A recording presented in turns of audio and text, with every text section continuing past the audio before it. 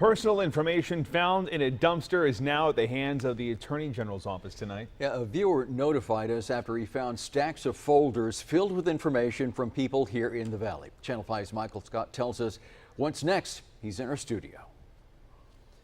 Copies of driver's licenses and social security cards were found in a dumpster.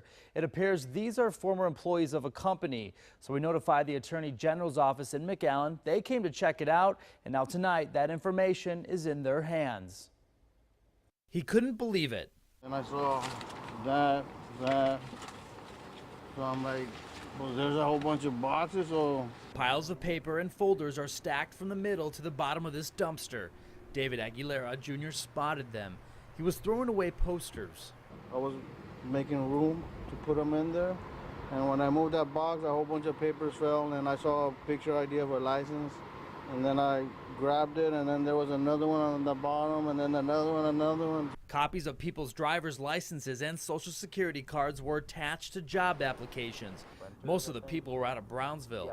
Written on top of the applications, a company called Millennium Solutions Inc. We went to visit the address listed on the papers.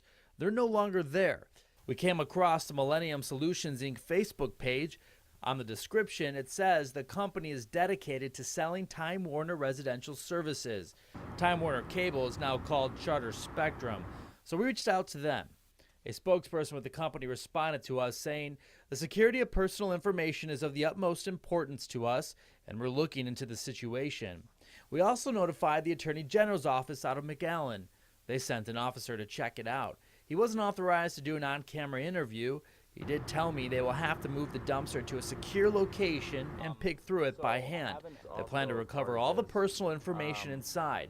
Aguilar could have ignored what he saw inside the dumpster. A lot of my family members, friends have issues with identity theft, so that's what came to my mind. He says he had to let someone know to save people from identity theft. And the Attorney General's office says they'll work to track down the person responsible for dumping the files. They'll then work to build a case. Reporting in the studio tonight, Michael Scott, Channel 5 News at 6.